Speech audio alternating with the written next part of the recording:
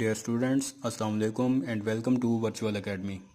میرا نام ہے محمد عثمان اور آج میں MGT 501 ہیومن ریسورس مینجمنٹ کے لیکچر نمبر 7 HRM ان اے چینجنگ انوائرمنٹ کے ساتھ حاضر ہوں۔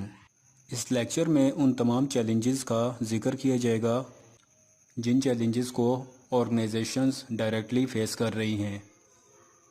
ایسے تمام فرمز جو ان چیلنجز کا افیکٹو طریقے سے مقابلہ کرتی ہیں، ایسی آرگنائزیشنز کا بزنس ٹرمز میں مقابلہ کرنا بہت ہی مشکل ہوتا ہے، کیونکہ یہ آرگنائزیشنز ڈیفرنٹ چیلنجز کو فیس کرتے ہوئے ایسی اسٹریٹجیز بناتی ہیں جن اسٹریٹجیز کو استعمال کرتے ہوئے یہ فرمز یا آرگنائزیشنز چیلنجز کو تو کمپیٹ کرتی ہی کرتی ہیں، لیکن ساتھ ساتھ اپنے کمپیٹیٹرز کو بھی کمپیٹ کر لیتی ہیں۔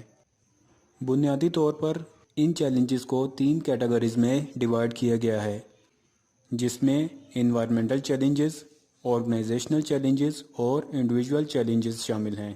ہم اپنے اس لیکچر کا آغاز انوائرمنٹل چیلنجز کسی آرگنائزیشن کی ایکسٹرنل فورسز کہلاتے ہیں۔ یہ فورسز آرگنائزیشن کی مینجمنٹ کے انڈر کام تو نہیں کرتی، نہ ہی مینجمنٹ کے انڈر کنٹرول ہوتی ہیں، لیکن یہ فورسز آرگنائزیشن کو اور آرگنائزیشن کی مینجمنٹ کی کارکردگی کو بہت زیادہ متاثر کرتی ہیں۔ انوائرمنٹل چیلنجز میں 6 بہت زیادہ اہم challenges rapid change, workforce diversity, globalisation, legislation, technology, evolving work and family roles, skill shortage and the rise of the service sector ہیں۔ مزید ہم بات کریں گے آرگنائزیشنل چیلنجز کی۔ آرگنائزیشنل چیلنجز ایسے چیلنجز ہوتے ہیں جو کہ فرم کے انٹرنلی فیکٹرز ہوتے ہیں۔ اکثر اوقات یہ فیکٹرز یا یہ چیلنجز آرگنائزیشن کے لیے بائی پروڈکٹ ثابت ہوتے ہیں۔ ان چیلنجز میں کمپیٹیٹو پوزیشن یعنی کہ کاسٹ، کوالٹی اور distinctive capability, decentralization, downsizing, organizational structuring, self merge work teams, small business, organizational culture, technology اور آؤٹ سورسنگ شامل ہیں۔ آرگنائزیشنل چیلنجز کسی فرم کے انٹرنل پرابلمز ہی کہلا سکتے ہیں، لیکن یہ آرگنائزیشنل چیلنجز ایسے چیلنجز ہوتے ہیں جن پہ مینیجرز انوائرمنٹل چیلنجز کے مقابلے میں بہت زیادہ قابو پا سکتے ہیں۔ افیکٹو مینیجرز آرگنائزیشنل چیلنجز اور ایشوز پر آرگنائزیشنز کو سپورٹ کر رہے ہوتے ہیں اور ان چیلنجز سے نمٹنے کی کوشش کرتے ہیں۔ اگر آرگنائزیشنز انوائرمنٹل اپرچونٹیز اور نیوٹرلائزیشن تھریٹس کے حوالے سے اپنی ورک فورس کی یونیک سکلز اور ایبیلٹیز کو افیکٹولی یوٹیلائز کرے گی تو اس صورت میں آرگنائزیشنز اپنے کمپیٹیٹرز کو بآسانی کمپیٹ کر لیں گی۔ ہیومن ریسورس پالیسیز کچھ اہم طریقوں کا استعمال کرتے ہوئے آرگنائزیشن کمپیٹیٹو پوزیشن کو انفلوئنس کر سکتی ہے۔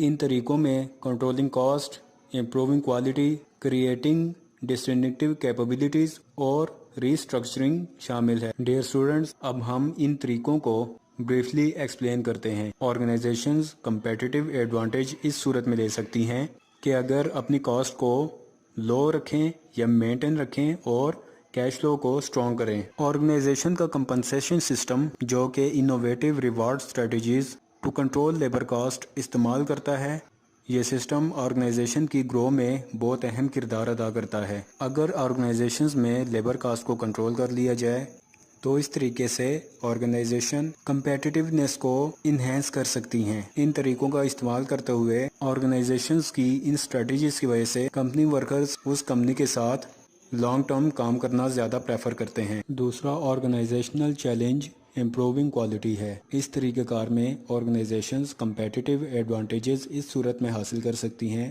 اگر وہ اپنی پروڈکٹس کی کوالٹی کو مزید امپروو کریں اور کنٹینیوس کوالٹی امپرومنٹ کی طرف توجہ دیں۔ بہت سی کمپنیز انیشیٹوز کے طور پر ٹوٹل کوالٹی مینجمنٹ کے سسٹم کو امپلیمنٹ کرتی ہیں۔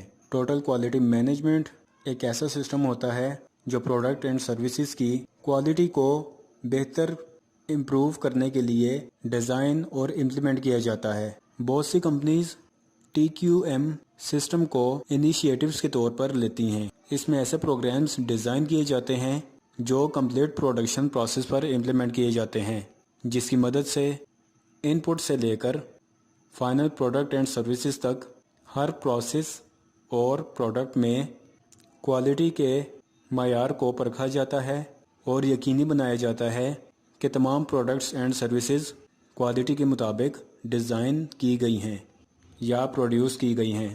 تیسرا چیلنج کریٹنگ ڈسٹنکٹیو کیپیبلٹیز ہے، یعنی کہ مخصوص قابلیت پیدا کرنا۔ اس طریقہ کار میں آرگنائزیشنز میں ڈسٹنکٹیو کیپیبلٹیز کے لحاظ سے لوگوں کو یوٹیلائز کیا جاتا ہے تاکہ آرگنائزیشن کے پرٹیکولر ایریاز میں انسرپاس کمپیٹنسیز کو کریٹ کیا جا سکے۔ چوتھا طریقہ ری اسٹرکچرنگ کہلاتا ہے۔ بہت سی آرگنائزیشنز اپنے کام کرنے کے طریقہ کار کو چینج کرتی جا رہی ہیں۔ مثال کے طور پر بہت سی آرگنائزیشنز، بہت سی کمپنیز اپنے ایچ آر سسٹم کو ری اسٹرکچر کر رہی ہیں، جس میں ٹائم پریشر، فائنینشیل کنسیڈریشن اور مارکیٹ پریشرز شامل ہیں۔ لیکن بہت سی آرگنائزیشنز ایچ آر فنکشنز کو ہی انٹرنلی پرفارم کر رہی ہیں۔ ان ایچ آر فنکشنز میں لائن مینیجر کا کردار، ڈی سینٹرلائزیشن، ڈاؤن سائزنگ اور انٹرنل لیبر مارکیٹ شامل ہے۔ لائن مینیجرز اپنی جاب نیچر کے لحاظ سے ہیومن ریسورس مینیجرز ہوتے ہیں۔ لائن مینیجرز آرگنائزیشنز میں ایچ آر سروسز ڈیلیور کرتے ہیں۔ ٹریڈیشنل آرگنائزیشنل اسٹرکچرز میں زیادہ تر ڈی سینٹرلائز سسٹم کو یوز کیا جاتا ہے۔ بہت سی میجر ڈیسیجنز ٹاپ لیول پر بنتی ہیں اور ان کو لوور لیول پر امپلیمنٹ کر دیا جاتا ہے۔ ان آرگنائزیشنز کے لیے ان کامن نہیں ہوتا کہ میجر فنکشنز کو سینٹرلائز کریں، جیسا کہ ہیومن ریسورسز، مارکیٹنگ اور پروڈکشنز۔ یہ تین ڈپارٹمنٹس کسی آرگنائزیشن کے فرم کمانڈ سینٹر کہلاتے ہیں۔ آرگنائزیشنز کا اپنی ورک فورس کو پیریاڈیکلی ریڈیوس کرنا ڈاؤن سائزنگ کہلاتا ہے۔ یہ بہت ہی اسٹینڈرڈ بزنس پریکٹس ہے۔ ایسے لوگ جو کسی آرگنائزیشن کے لیے کام کر رہے ہوتے ہیں اور آرگنائزیشن کی گروتھ میں اہم کردار ادا کر رہے ہوتے ہیں، ان لوگوں کو انٹرنل لیبر مارکیٹ کہا جاتا ہے۔ ڈیئر اسٹوڈنٹس، اب ہم انڈیویجول چیلنجز کی بات کرتے ہیں۔ ہر آرگنائزیشن کو انڈیویجولز کے لحاظ سے کافی زیادہ چیلنجز کا سامنا کرنا پڑتا ہے۔ ایچ آر کے لحاظ سے آرگنائزیشنز کو جو چیلنجز فیس کرنے پڑتے ہیں، اکثر اوقات ان چیلنجز سے نمٹنے کے لیے آرگنائزیشن کے مخصوص امپلائیز کا سہارا لینا پڑتا ہے۔ یہ ایشوز اس بات کی طرف اشارہ کرتے ہیں کہ آرگنائزیشن میں کیا ہونے لگا ہے۔ ایسے انڈیویجولز جو کسی آرگنائزیشن پہ اثر انداز ہوتے ہیں، ان سے کس طریقے سے ٹریٹ کیا جاتا ہے اور کس طریقے سے ان کو مینیج کیا جاتا ہے۔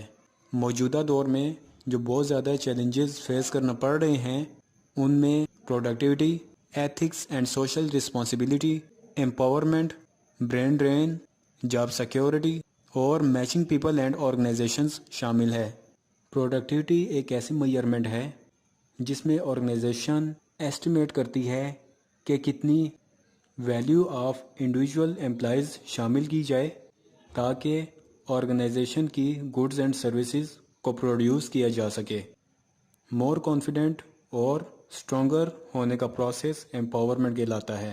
خاص طور پر کسی شخص کو یا کسی گروپ کو کنٹرول کرنے کا جو پروسیس ہوتا ہے اسے امپاورمنٹ کہتے ہیں۔ مثال کے طور پر آرگنائزیشنل مینیجرز۔ برین ڈرین ایک ایسا سسٹم ہے جس میں ہائیلی ٹرینڈ اور کوالیفائڈ پرسنز یا پیپلز ایک کنٹری سے دوسری کنٹری میں ایمیگریٹ کرتے ہیں۔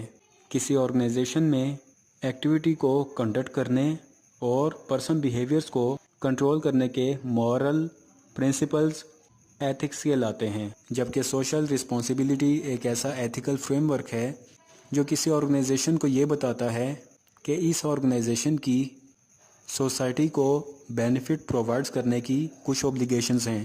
انڈیویجولز کی ایکو سسٹم اور اکانومی کے درمیان بیلنسز کو مینٹین رکھنے کی ڈیوٹی سوشل ریسپانسبلٹی کہلاتی ہے۔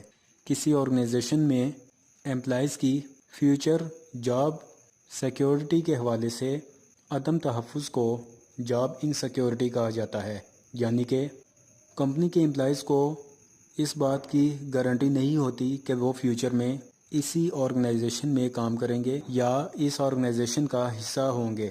ڈیئر اسٹوڈنٹس، اب ہم مزید آگے بڑھتے ہیں اور ہم یہ دیکھیں گے کہ موجودہ ترقی کے دور میں کسی آرگنائزیشن میں کون کون سے نیو ٹرینڈز چل رہے ہیں۔ آرگنائزیشنل نیو ٹرینڈس کے حوالے سے سب سے پہلے میں ایجوکیشن کی بات کروں گا۔ موجودہ ترقی کے دور میں آرگنائزیشنز کے پاس ایک بہت بڑی اپرچونٹی ہے کہ ان کو ہائی نالج اسکل ورکرز بآسانی مل سکتے ہیں۔ Education level of society organizations کو educated work force continuously provide کر رہی ہے۔ دوسرے نمبر پر ورک ٹائم آتا ہے، جس کو عام طور پر فلیکس ٹائم بھی کہا جاتا ہے۔ یہ ایک ایسا ٹرینڈ ہے جس میں امپلائیز کو اس بات کی اجازت دی جاتی ہے کہ وہ اپنی مرضی سے اپنی مرضی کے ٹائم کے مطابق آرگنائزیشن میں کام کریں۔ آرگنائزیشنز میں ورکنگ آورس کے لحاظ سے ارینجمنٹ امپلائیز کو الاؤ کرتی ہے کہ وہ ٹپیکل ورکنگ ڈیز کے اگینسٹ اپنی مرضی سے ورکنگ ڈیز کو ریڈیوس کر کے اور اپنی مرضی سے ورکنگ آور کو سلیکٹ کر کے کام کر سکتے ہیں۔ تیسرے نمبر پر اسٹینڈرڈ آف لیونگ آتا ہے۔ اسٹینڈرڈ آف لیونگ ایک ایسا ٹرینڈ ہے جس میں کسی اکانومی میں امپلائمنٹ ریٹ زیادہ ہو اور انفلیشن ریٹ کم ہو۔ اس صورت میں اکانومک گروتھ اپرچونٹیز پرووائڈ کرتی ہے اور لیونگ اسٹینڈرڈ رائز ہوتے ہیں۔ چوتھے نمبر پر ایکسپیکٹیشنز اور ڈیمانڈ آتا ہے۔ موجودہ دور میں آرگنائزیشنز کے امپلائیز یہ چاہتے ہیں کہ ان کے امپلائر ان کے ساتھ ایتھیکلی بیہیو کریں۔ اس صورتحال کو مد نظر رکھتے ہوئے بہت سی آرگنائزیشنز نے کوڈ آف ایتھکس پرنسپلز کو انٹروڈیوس کیا ہے اور ساتھ ہی ساتھ پرسنل کنڈکٹ آف ممبرز کو بھی انٹروڈیوس کیا ہے۔ پانچویں نمبر پر diversity and gender issues at workplace آتا ہے۔ مینیجنگ ڈائیورسٹی کا مطلب یہ ہے لوگوں کو منظم کرنے کے لیے تنظیمی نظام اور طریقوں کو نافذ کرنا تاکہ ممکنہ ڈائیورسٹی کے زیادہ سے زیادہ فوائد حاصل کیے جا سکیں اور اس کے نقصانات کو کم سے کم کیا جا سکے۔ مینیجرز اس بات کی کوشش کر رہے ہیں کہ آرگنائزیشنز میں ریشیل، ایتھنک اور سیکسول ورک پلیس کو بیلنس کیا جائے تاکہ آرگنائزیشنل اکانومک سیلف انٹرسٹ حاصل کیا جا سکے۔ چھٹے نمبر پر QWL آتا ہے۔ QWL mean quality of work life. High quality of work life job satisfaction سے ریلیٹ کرتی ہے، جس کے نتیجے میں ایبسینٹیزم اور ٹرن اوور پہ کنٹرول حاصل کیا گیا ہے۔ آرگنائزیشن کسٹمر سروسز کو بہتر بنانے کے لیے کوالٹی آف ورک لائف کو امپروو کرنے کے لحاظ سے اور پے آف کے لحاظ سے انویسٹمنٹس کر رہی ہیں۔ اور سب سے اینڈ پہ میں TQM ٹوٹل کوالٹی مینجمنٹ کو ڈسکس کروں گا۔ TQM یعنی کہ ٹوٹل کوالٹی مینجمنٹ ایک ایسا سسٹم ہے جس کو پروڈکٹس اینڈ سروسز کی کوالٹی کو امپروو اور بہتر بنانے کے لیے پروڈکشن کے فرسٹ فیز سے لے کر آؤٹ پٹ فیز تک امپلیمنٹ کیا جاتا ہے۔ اس سسٹم کو صرف پروڈکشن ہی نہیں بلکہ امپلائیز پر بھی لیبرز پر بھی امپلیمنٹ کیا جاتا ہے تاکہ لیبرز کوالٹی سٹینڈرڈز کے مطابق پروڈکشن میں اپنا کردار ادا کریں۔ TQM سسٹم میں آرگنائزیشن اپنے ہر کام کے لحاظ سے پروڈکٹ اور سروسز کی کوالٹی کو امپروو کرنے کی طرف بڑھتی ہے۔ یہ تو تھا MGT 501 ہیومن ریسورس مینجمنٹ کا چیپٹر نمبر 7۔ میں امید کرتا ہوں اس چیپٹر میں آپ کے بہت سارے کانسیپٹس کلیئر ہو چکے ہوں گے اور گریڈڈ ایکٹیویٹیز اور پیپر پوائنٹ آف ویو سے یہ چیپٹر انتہائی اہمیت کا حامل ہے۔ ملتے ہیں اپنے نیکسٹ لیکچر کے ساتھ، تب تک اپنا بہت سا خیال رکھیے گا۔ اللہ حافظ۔